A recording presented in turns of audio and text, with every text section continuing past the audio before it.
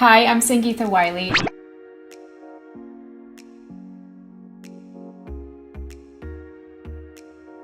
And I live in Vancouver.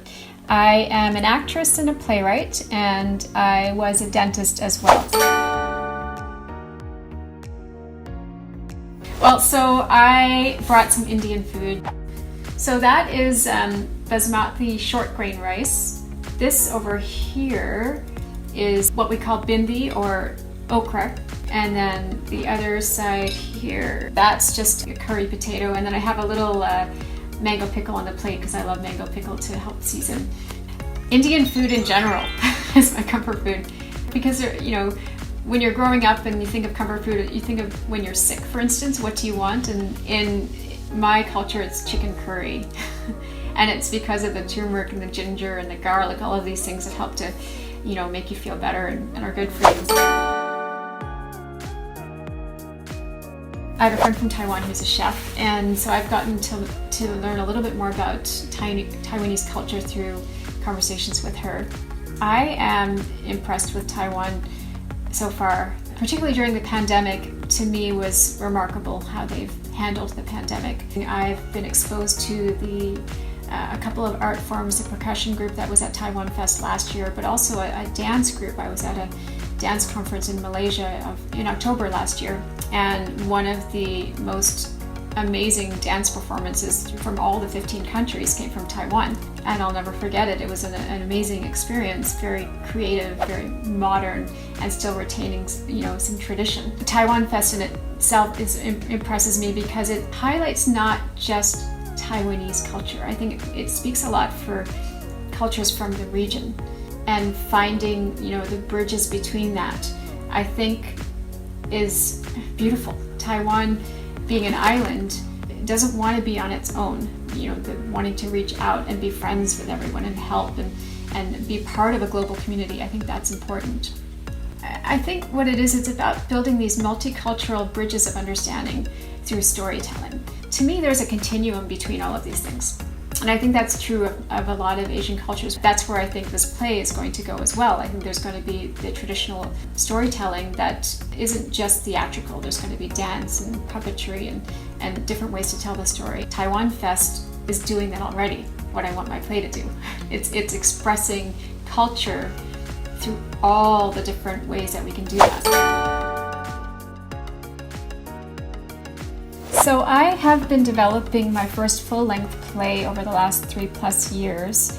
It's called We the Same.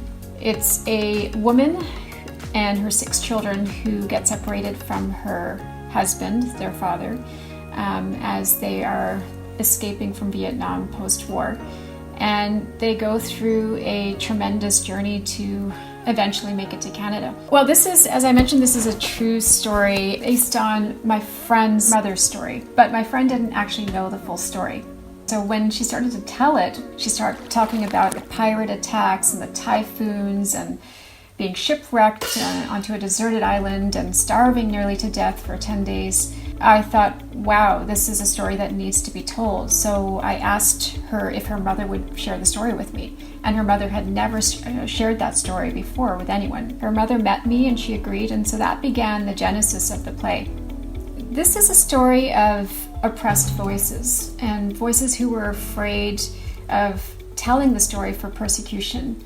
I had to learn about the culture and the history, which is very rich and very complex, as many of the histories of Asia are. And so it took a lot of research and years to understand the context for the story. This story marked a very important period in Canadian history when it came to immigration being opened up. And the Vietnamese boat people was an unprecedented number of refugees that were coming to the country. It's also very important today, I think, because history repeats itself. And as we're seeing, that cycle of refugees is continuing. We're seeing more refugees today than we've seen before. And I think it's important for Canadians to understand that we are part of one world. We are part of one earth, and that we are all global citizens. That's, I think, one of the biggest things that for me is in the title of the play, that we are all one human race. I did get a letter from one of these second generation, young 20-something-year-old Vietnamese, and he thanked me for the story. He said he realizes his education was a little bit limited and narrow, and he didn't know anything about the boat people. And after hearing a reading of my play, it opened up a conversation with him and his father, who lives in Vietnam.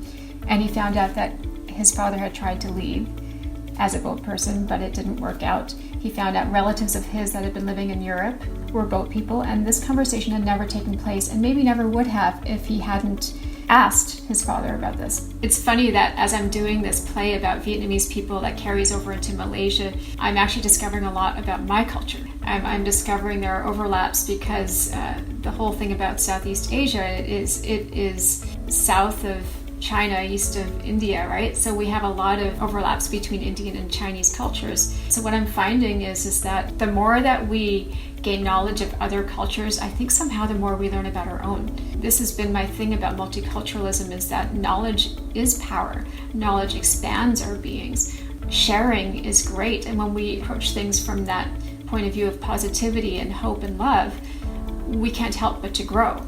I can say that for people coming in, it's to have an idea, an open mind to what the story is. What is the greater idea of the story? And in my mind, it's not to victimize or villainize anybody. It's to tell all sides of the story and to see that we are all human and we all make mistakes. With a story like this, it's just to reflect on what that story means to you, what it might mean to how you've been raised, and to seek out. I think the play is only going to be a little baby step into seeking out more, to educate yourself more. See, the play isn't meant to educate people on politics. It's meant to tell the human story, and then if you want to learn more, I hope you're going to want to learn more, and then apply that to your life and apply that to the current situation we find ourselves in. This story is for anyone who feels oppressed. There's all kinds of ways, there's all kinds of isms that keep us separated. All of it doesn't make any sense if we're going to live in harmony. So I hope that when people come into this, that they're not going to feel offended, because in a sense I'm showing all kinds of isms. It's more to show how we're all alike in the way that we all have our biases, and how to become better people.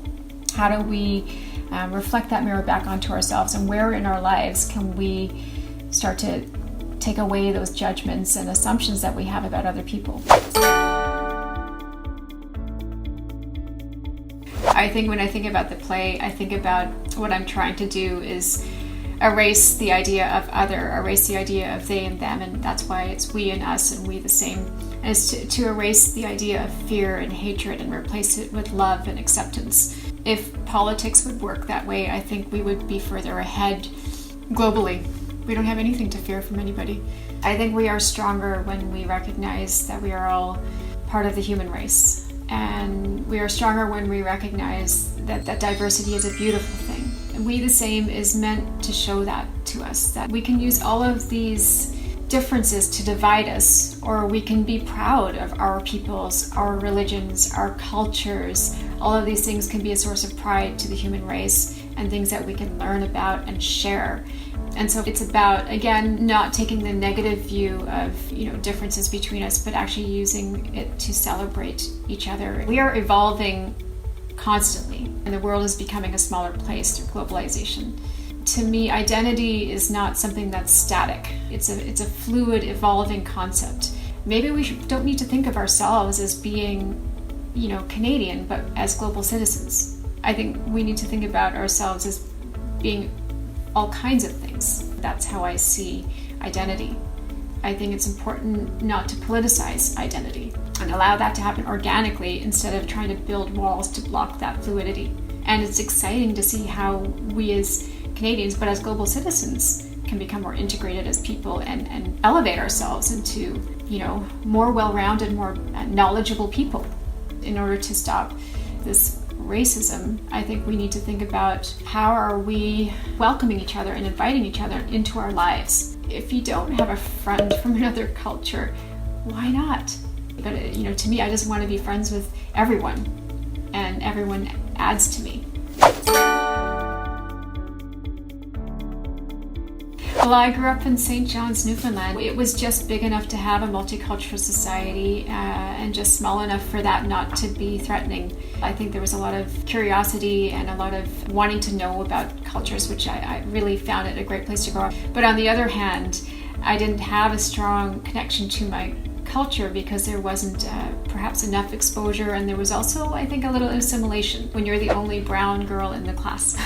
When I went to university and I was living in Nova Scotia, I started to feel that urge to connect to my culture and to seek out. I started to take Hindi classes and to speak the language, and as we get older we start to feel that urge in us to know where we come from, to know where our ancestors come from. I can come across as a little bit weak or soft, and it's because I have a tendency to weigh the opinions of others, and part of that comes from my culture, respect, for other cultures and for other people. My dad has a saying, and I've used it as a mantra my whole life, and that is, if we understand someone, we don't judge them.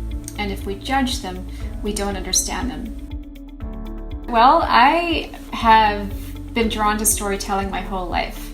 For me, storytelling is what we do in so many ways, whether it's through music, performance, writing itself. All of these things are stories to me. And I always knew that I would go back to this love of mine. So dentistry for me was creative. It works with people, it works with your hands. I was interested in orthodontics in particular, which is a little bit more creative in terms of straightening teeth and expanding arches and putting together people's smiles and confidence ultimately. I, all through university and through dentistry, maintained my interest in arts. Along came an opportunity to take an acting class, and I haven't looked back since. And then I just made the leap in the last year where I've been concentrating full-time on writing and acting and doing what I love, and realizing that to do it 100% feels right at this moment in time.